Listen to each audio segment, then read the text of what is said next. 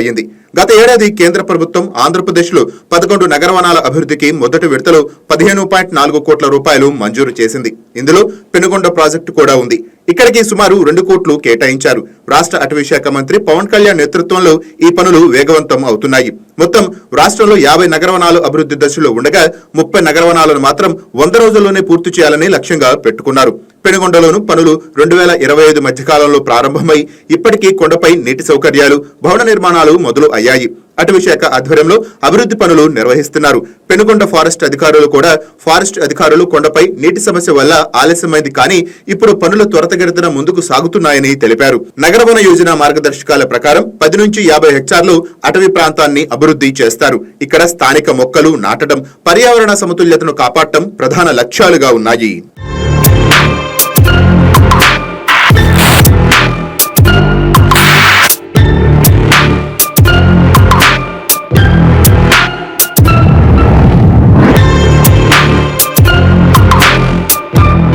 విజయనగర సామ్రాజ్యానికి వేసవి రాజధానిగా ప్రసిద్ధి చెందిన ఈ ప్రాంతంలో అటవీ శాఖ ఆధ్వర్యంలో శ్రీకృష్ణదేవరాయల ఫోర్ట్ ఎకో పార్క్ పేరుతో ఈ ప్రాజెక్టు అభివృద్ధి చెందుతోంది.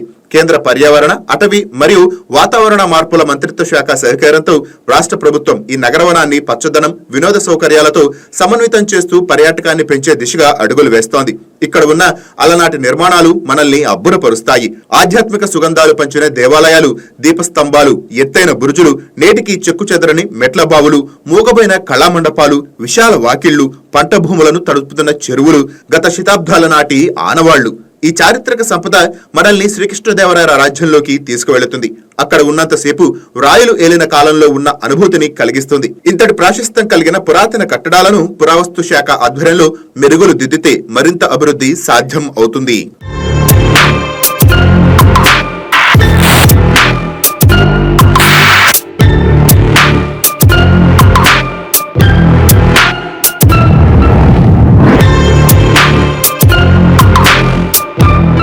రాష్ట్రంలో మొత్తం 61 నగరవన ప్రాజెక్టులు ఉండగా 3203 హెక్టార్లు కవర్ చేస్తున్నాయి.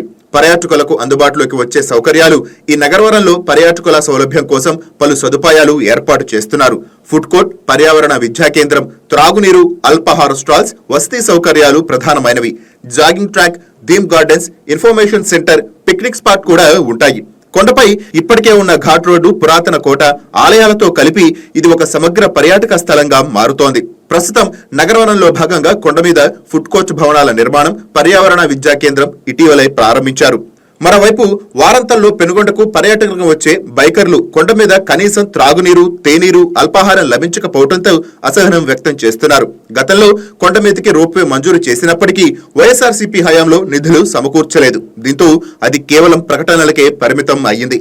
పర్యాటక అభివృద్ధితో ఈ ప్రాంతంలోని ప్రజలకు ఉపాధి అవకాశాలు మెరుగవుతాయి. రోప్వే నిర్మాణం కోసం కూటమి ప్రభుత్వంలోనైనా నిధులు మంజూరు చేసి పూర్తి చేయాలని స్థానికులు కోరుతున్నారు.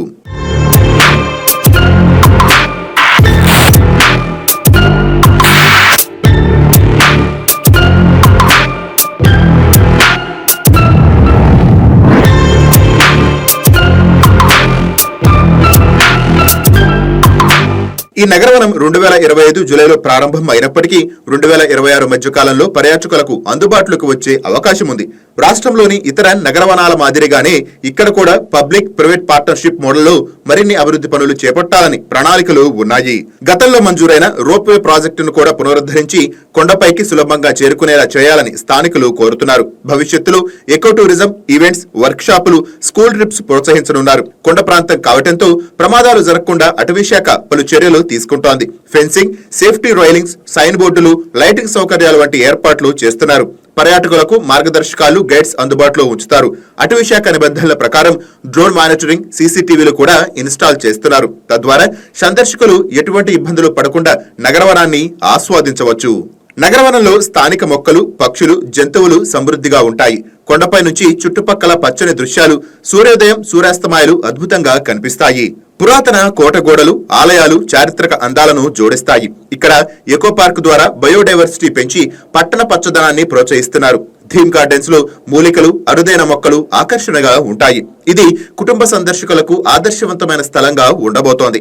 పెనుగొండ కోటను చూసేందుకు బెంగళూరు నుంచి 150 కిలోమీటర్లు ప్రయాణించి వచ్చే సందర్శకులకు ఇక్కడ సరైన సౌకర్యాలు లేకపోవడం కాస్త ఇబ్బంది కలిగించే పరిణామం. అయితే నగరవనం పూర్తవగానే ప్రజలకు అవసరమైన మౌలిక వసతులతో పాటు అల్పాహారం, వసతి అందుబాటులోకి వస్తాయని స్థానికులు సంతోషం వ్యక్తం చేస్తున్నారు.